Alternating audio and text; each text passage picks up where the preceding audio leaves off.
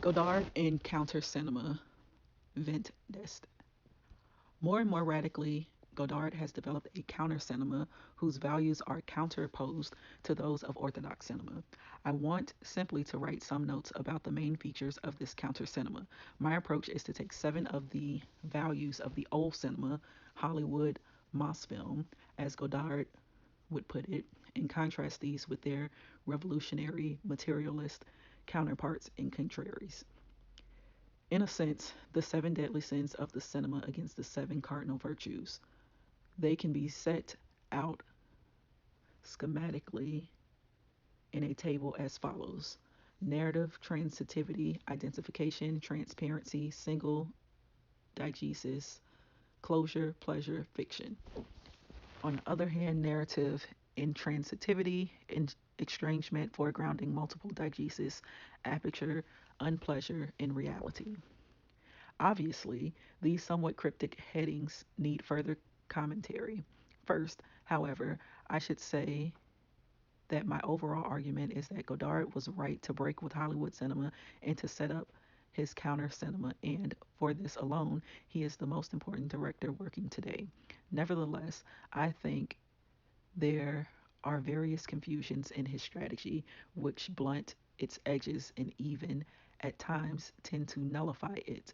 Mainly, mainly these concern his confusion over the series of terms: fiction, mystification, ideology, lies, deception, illusion, representation. At the end of these notes, I shall touch on some of my disagreements. First, some remarks on the main topics. One, narrative transitivity versus narrative intransitivity. One thing following another versus gaps and interruptions, episodic construction, undigested digression. By narrative transitivity, I mean a sequence of events in which each unit, each function that changes the course of the narrative, follows the one preceding it according to a chain of causation. In the Hollywood cinema, this chain is usually psychological and is made up, roughly speaking, of a series of coherent motivations. The beginning of the film starts with establishment, which sets up the basic dramatic situation, usually in equilibrium, which is then disturbed. A kind of chain reaction then follows until, in end, a new equilibrium is restored. Godard began to break with this tradition very early. He did at first in two ways, both drawn from literature. He borrowed the idea of separate chapters, each enabled him to introduce interruptions into the narrative, and he borrowed from the picaresque novel. The picaresque is a pseudo autobiographical form which, for tight plot construction, substitutes a random and unconnected series of incidents supposed to represent the variety of ups and downs of real life. The hero is typically marginal to society, a rogue errant, often an orphan, in any case without family ties, thrown hither and thither by the twists and turns of fortune. By the time he arrives at Ventest, Godard has practically destroyed all narrative transitivity. Digressions, which in earlier films represented interruptions to the narrative, have hypertrophied until they dominate the film entirely. The basic story, as much of it as remains, does not have any recognizable sequence, but is more like a series of intermittent flashes. Sometimes it seems to be following a definite order in time, but sometimes not. The constructive principle of the film is rhetorical rather than narrative, in the sense that it sets out the disposition of an argument point by point in a sequence of 1 through 7, which is then repeated with a subsidiary sequence of theory A and B. There are also various figures of amplification and digression within the structure. There are a number of reasons why Godard has broken with narrative transitivity. Perhaps the most important is that he can disrupt the emotional spell of the narrative and thus force the spectator, by interrupting the narrative flow, to reconcentrate and refocus his attention. Of course, his attention may get lost altogether. Godard's cinema broadly speaking, is within the modern tradition established by Brecht and Otard in their different ways, suspicious of their or of the power of the arts in the cinema, above all to capture its audience without apparently making it think or changing it. 2. Identification versus estrangement. Empathy, emotional involvement with a character versus direct address, multiple and divided characters, commentary. Identification is a well known mechanism, though, of course, in the cinema there are various special features which mark cinematic identification off as a distinct phenomenon. In the first place, there is the possibility of double identification with the star and or with the character. Second, the identification can only take place in a situation of suspended belief. Third, there are spatial and temporal limits either to the identification or, at any rate, to the presence of the imago. In some respects, cinematic identification is similar to transference in analysis, though this analogy should not be taken too far. Again, the breakdown of identification begins early in Godard's films and then develops unevenly after that until it reaches a new level with Le Gai Savoir. Early devices include non-matching of voice to character, introduction of, quote, real people, end quote, into the fiction, characters addressing the audience directly. All these devices are also used in Vendest, which takes especially far the device allowing voices to float off from characters into a discourse of their own on the soundtrack, using the same voice for different characters, different voices for the same character. It also introduces the, quote, real life, end quote, company into the film itself, and in a rather complicated figure, introduces Gian Maria Vallant not simply as an actor. Godard shows the actors being made up, but also as intervening in the process of, quote, image building, end quote. As well as this, there is a long and extremely effective direct address sequence in which the audience is described somewhat pejoratively from the screen and invited into the world of representation. It is hardly necessary after the work of Brecht to comment on the purpose of estrangement effects of this kind. Clearly, too, they are closely related to the breakup of narrative transitivity.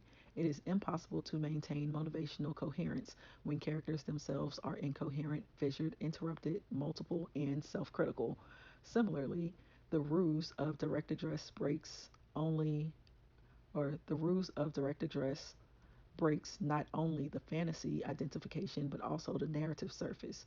It raises directly the question, what is the film for? Superimposed on the orthodox narrative questions, why did that happen? And what is going to happen next? Any form of cinema which aims to establish a dynamic relationship between filmmaker and spectator naturally has to consider the problem of what is technically the register of discourse, the content of the enunciation, as well as its designation, the content of the enunciate. Number 3, transparency versus foregrounding. Language wants to be overlooked. Seers or Seert Sema versus making the mechanics of the film text visible and explicit. Traditional cinema is in the direct line of descent from the Renaissance discovery of perspective and reformulation of the art of painting, expressed most clearly by Alberti as providing a window on the world. The camera, of course, is simply the technological means towards achieving a perfect perspective construction. After the Renaissance, the painting ceased to be a text which could be, quote, read, end quote, as the iconographic imagery and ideographic space of pre Renaissance painting were gradually rejected and replaced by the concept of pure representation. The, quote, language, end quote, of painting became simply the instrument by which representation of the world was achieved. A similar tendency can be seen at work with attitudes to verbal language. From the 17th century onwards, language was increasingly seen as an instrument which should efface itself in the performance of its task, the conveyance of meaning. Meaning, in its turn, was regarded as representation of the world. In his early films, Godard introduced the cinema as a topic in his narrative. The Lumiere sequence in Les Carabiniers, the film within a film in Les Mépris, but it was not until the contribution to Loin du Vietnam that the decisive step was taken when he simply showed the camera on screen. In the post 1968 films, the process of production is systematically highlighted. In Ventest, this shows itself not simply in taking the camera behind the scenes, as it were, but also in altering the actual film itself. Thus, the whole workers' control sequence is shown the film marked and scratched. The first time that this has happened in Godard's work. In previous films, he had not gone further than using special film stock, Les Carabiniers or Beniers, or, or painting sequences in negative, La Carabiniers in Alphaville. At first sight, it looks as if the decision to scratch the surface of the film brings Godard into line with other avant garde filmmakers, in the American underground especially. However, this is not really the case. In the case of American filmmakers, marking the film is the best, or in the case of American filmmakers, marking the film is best seen alongside developments in painting that have dominated, particularly in the USA in recent years. Broadly speaking, this involves a reduction of film to its quote optical end quote substrate.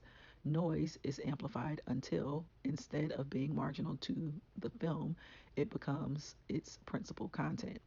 It may then be structured according to some calculus or algorithm or submitted to random coding. Just as in painting, the canvas is foregrounded, so in cinema, the film is foregrounded. Godard, however, is not interested in this kind of designification, quote, designification, end quote, of the image by foregrounding, quote, noise, end quote, and then introducing a new constructive principle appropriate to this. What he seems to be doing is looking for a way of expressing negation. It is well known that negation is the foregrounding principle of verbal language, which marks it off before from animal signal systems and from other kinds of human discourse, such as images.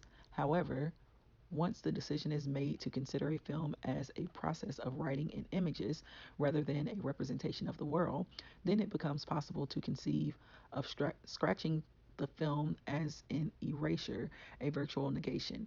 Evidently, the use of marks as erasures crossing out an image is quite different from using them as deliberate noise or to foreground the optical substrate.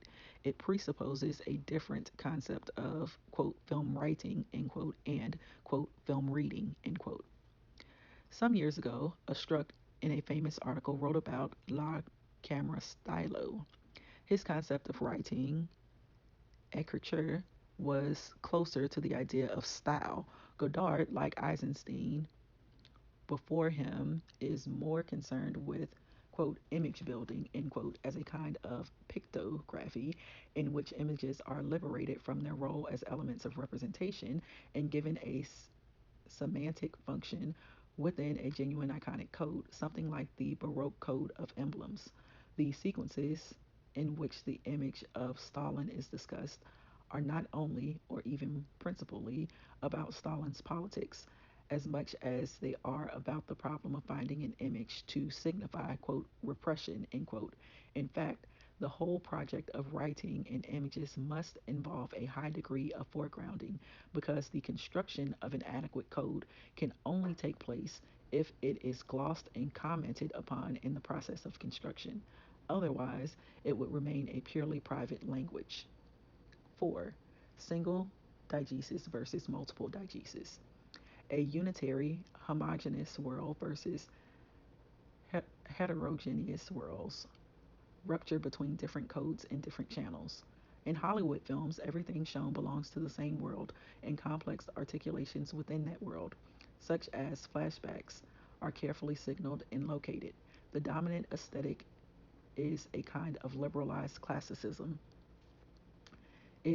The rigid constraints of the dramatic unities have been relaxed, but mainly because they were over strict and limiting, whereas the basic principle remains unshaken. The world represented on the cinema must be coherent and integrated, though it need not observe compulsory statutory constraints. Time and space must follow a consistent order.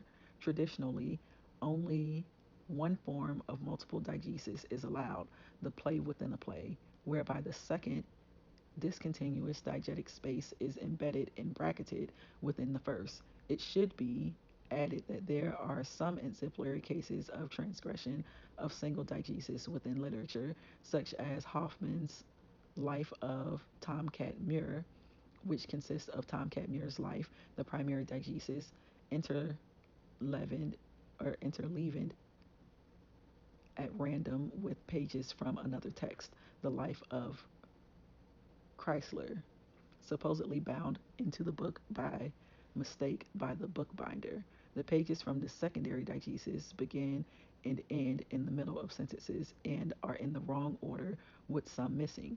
A novel like Stern's Tristram Shandy, however, simply embeds a number of different diegeses on the play within a play. Of course, by recursion, this principle can be taken to breaking point. As Burgess has often pointed out, Godard uses film within a film devices in a number of his early works. At the same time, the primary diegesis begins to develop acute fissures and stresses. In La in Le Mapri, for example, there is not only a film within a film, but many of the principal characters speak different languages and can only communicate with each other through an interpreter, an effect entirely lost in some dubbed versions, which have to give the interpreter meaningless remarks to speak. The first radical break with single diegesis, however, comes with Weekend, when characters from different epics and from fiction are interpolated into the main narrative. Saint Just, Balsamo, Emily Bront. Instead of a single narrative world, there is an interlocking and intertwining or interweaving of plurality in worlds. At the same time that Godard breaks down the structure of the single diegesis, he also attacks the structure of the single unitary code that expressed it. Not only do different characters speak different languages, but different parts of the film do too. Most strikingly, there is a rupture between soundtrack and images. Indeed, the elaboration of this rupture dominates both Legge Savoir and Pravda. The text becomes a composite structure like that of a medieval Mar- macaronic poem using different codes and semantic systems. Moreover, these are not simply different but also often contradictory. Ventest, for example, or for instance, presents alternative ways of making a film, the Glaber Rocha sequence, only to reject them.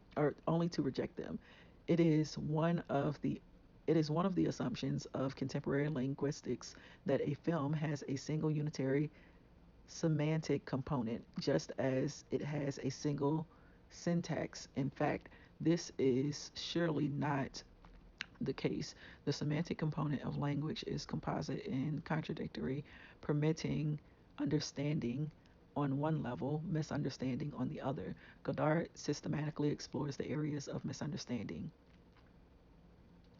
Number 5, closure versus aperture. A self contained object harmonized within its own bounds versus open-endedness, overspill, intertextuality, allusion, quotation, and parody. It has often been pointed out that in recent years the cinema has become self-conscious, end quote, in contrast to the quote innocent, end quote, days of Hollywood.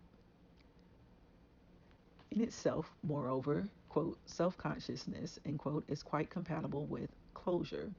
There is a use of quotation and allusion that simply operates to provide a kind of quote surplus, end quote, of meaning, as the scholastics used to say, a bonus for those who catch the allusion. The notorious quote tell me lies, end quote, sequence in La Petite Soldat, borrowed from Johnny Guitar, is of this kind. It does not make much difference whether you recognize it or not, and even if you do, it has no effect on the meaning of the sequence, or else quotation can be simply a sign of e or eclecticism, primarily a stylistic rather than semantic feature, or as with Makavjev's use of quotation, the objective may be to impose a new meaning on material by inserting it into a new context, a form of irony. Godard, however, uses quotation in a much more radical manner. Indeed, his fondness for quotation has always been one of the distinguishing characteristics of his films. At the beginning of his career, Godard used to give instructions to the cameraman almost entirely in terms of shots from previous films, and at a more explicit level, there are endless direct quotes, but from films and from painting and literature.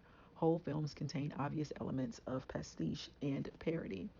Un film est un film is obviously derivative from the Hollywood musical Les Carabiniers,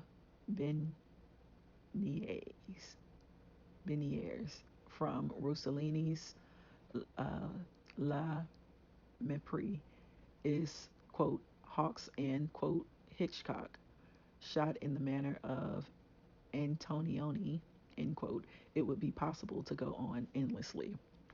However, as Godard's work developed these quotations and allusions, instead of being a mark of eclecticism, began to take on an autonomy of their own, a structural and significant feature within the films. It becomes more and more impossible to understand whole sequences and even whole films without a degree of familiarity with the quotations and allusions which structure them.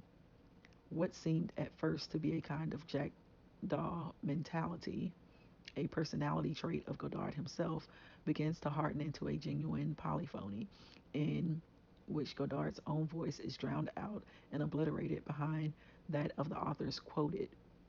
The film can no longer be seen as a discourse within a single subject. The filmmaker, auteur, just as there are a multiplicity of narrative worlds, so too there are a multiplicity of speaking voices. Again, this takes us back to the period before the rise of the novel, the representational painting, to the epic of the battle of the books, the logomantia. Perhaps the author who comes most to mind is Rabelais, with the endless counterposition of quotations, his parodies, his citation of authorities. The text slash film can only be understood as an arena, a meeting place in which different discourses encounter each other in struggle for supremacy. Moreover, these discourses take on an independent life of their own, instead of each being corked up in the bottle with the author's name on it as a label. The discourses escape, like genies, are let out to intermingle and quarrel. In this sense, Godard is like Ezra Pound or James Joyce, who, in the same way, no longer insist on speaking to us in their own words, but can be seen more as ventriloquist dummies through whom are speaking, or rather being written, palimpsest, multiple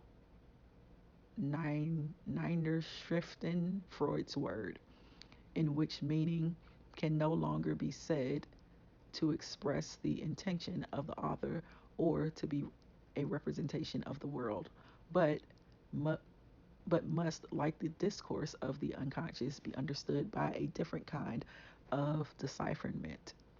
Decipherment. In orthodox logic and linguistics, context is only important as an arbiter between alternative meanings. Amphibologies, as they were called in logic. In Godard's films, the opposite process is at work. The juxtaposition and recontextualization of discourses leads not to a separating out of meanings, but to a confrontation. Number 6, pleasure versus unpleasure. Entertainment aiming to satisfy the spectator versus provocation aiming to dissatisfy and hence change the spectator. The attack on, quote, entertainment, end quote, cinema is part of a broader attack on the whole of consumer society, the whole of, quote, consumer society, end quote. Cinema is conceived of as a drug that lulls and mollifies the militancy of the masses by bribing them with pleasurable dreams, thus distracting them from the stern task which are their true destiny. It is hardly necessary to insist on the asceticism and Puritanism repressiveness of this conception that unflinchingly seeks to put the reality principle in command over the pleasure principle. It is true that the short term cinematic dream is sometimes denounced in the name of a long term millenary millenary dream or short term false illusory deceptive satisfactions contrasted with long term, real, genuine, authentic satisfactions. But this is exactly the kind of argument which is used to explain the accumulation of capital in a capitalist society by the saving principle and postponement of consumption. Brecht was careful not to turn his back on entertainment, and indeed, he even quotes Horace in favor of pleasure as the purpose of the arts, combined, of course, with instruction. This is not to say that a revolutionary cinema should distract its spectators from realities, but that unless a revolution is desired, which means nothing less than coinciding with and embodying collective fantasies, it will never take place. The reality principle only works together with the pleasure principle when survival itself is at stake. And though this may evidently be the case in a revolutionary situation, it is not so in the advanced capitalist countries today.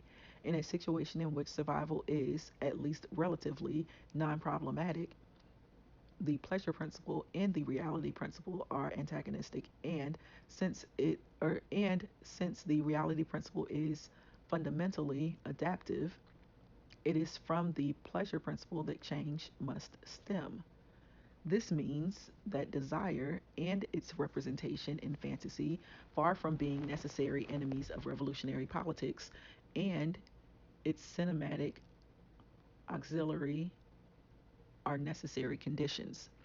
The problem, of course, concerns the nature of the fantasies on the on the one hand, and the way in which they are presented in the text film on the other hand, the way in which fantasy scenarios are related to ideologies and beliefs and the scientific analysis. A revolutionary cinema has to operate at different levels: fantasy, ideology, science, and the articulation of these levels, which involve different modes of discourse and different positions of the subject in a complicated matter. In Vent Dest, the quote, struggle against the bourgeois notion of representation, end quote, certainly does not rule out the presence of fantasy. Fantasy of shooting the Union delegate, fantasies of killing shoppers in a supermarket. Indeed, as long as there are images at all, it is impossible to eliminate fantasy.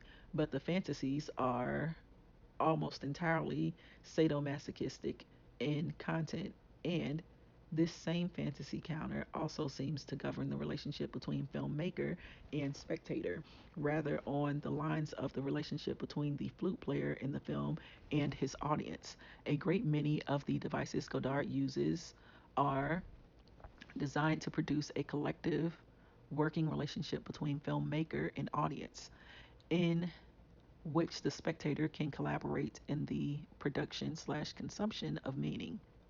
But Godard's view of collective work is conceived of in very imprecise terms. Quote, criticism, end quote, consists of insults and interrogation. The fantasy content of the film is not articulated correctly with the ideology or political theory. This, in turn, this in turn seems to spring from a suspicion of the need for fantasy at all, except perhaps in the sadomasochistic form of provocations. Fiction versus, or no, number 7, fiction versus reality. Actors wearing makeup acting a story versus real life, the breakdown of representation, truth. Godard's dissatisfaction with fiction cinema begins very early. Already in Vivere sa vie, nonfiction is introduced, the chapter on the economics and sociology of prostitution. There is almost no costume drama in Godard's career until, ironically enough, Ventest. Even within the framework of fiction, he has he has stuck to contemporary life. His science fiction films, Alphaville, Anticipation, have all been set in a kind of future in the present, without any paraphernalia of special effects or sets. As with all features, I have described the retreat from and eventually attack on fiction has proceeded unevenly through Godard's career, coming forward strongly in, for instance, De Outre choices, then receding again, especially since May 1968. The attack on fiction has been given a political rationale. Fiction equals mystification equals bourgeois ideology. But at the beginning, it is much more closely connected with Godard's fascination, Cartesian rather than Marxist, with the misleading and dissembling nature of appearances, the impossibility of reading in essence from a phenomenal surface, of seeing a soul through and within a body, or telling a lie from a truth. At times, Godard seems almost to adopt a kind of radical romanticism which sees silence, lovers' silence, killers' silence, as the only true communication, when reality and representation, essence and appearance irreducibly coincide. The moment of truth. Obviously, too, Godard's attitude to fiction is linked with his attitude to acting. This comes out most clearly in Un Film Marie, when the actor is interrogated about his true self, his relationship to his roles. Godard is obsessed with the problem of true speech, lying speech, and theatrical speech. In a sense, these three kinds of speech, seen first in purely personal terms, are eventually politicized and given a class content. The bourgeoisie lie, the revisionist lie, though they should speak the truth, the revolutionaries speak the truth, or rather stammer an approach to truth. Godard has long shown an Godard has long shown a horror of acting based originally on a quote logocentric end quote antipathy to anybody who speaks someone else's words, ironic in the circumstances. Eventually, Godard seems to have reformulated his attitude so that actors are distrusted for speaking other people's words as if they were their own. This accompanies his growing recognition that nobody ever speaks in their own words, hence the impossibility of genuine dialogue and the reduction of dialogue to reciprocal or often unilateral interviewing. In Ventest, there is almost no dialogue at all, only a number of variants of monologue, and this must relate to the caricature of collective work Godard puts forward.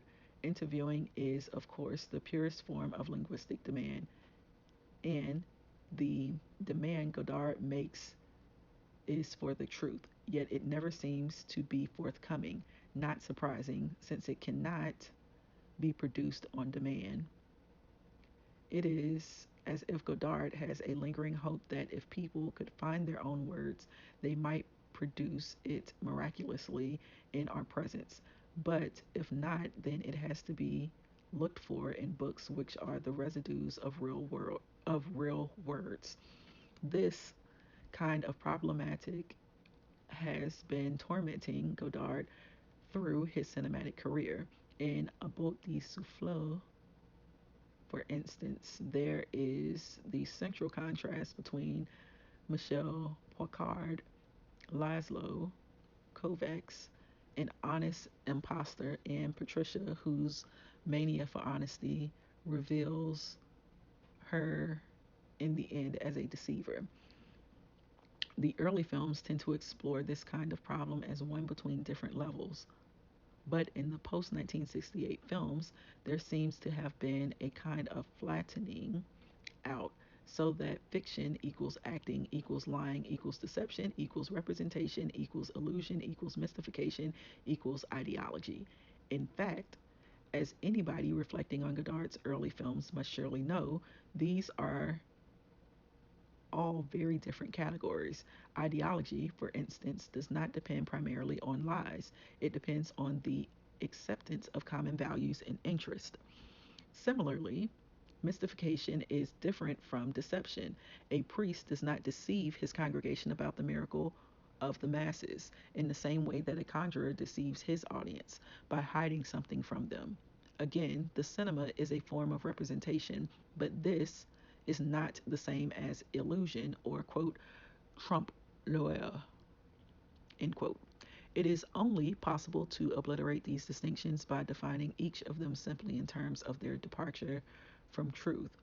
The cinema cannot show the truth or reveal it because the truth is not out there in the real world waiting to be photographed. What the cinema can do is produce meanings, and meanings can only be plotted not in relation to some abstract yardstick or criterion of truth, but in relation to other meanings. This is why Godard's objective of producing a counter cinema in the is the right objective. This is why Godard's objective of producing a counter cinema is the right objective. But he is mistaken if he thinks that such a counter cinema can have an absolute existence.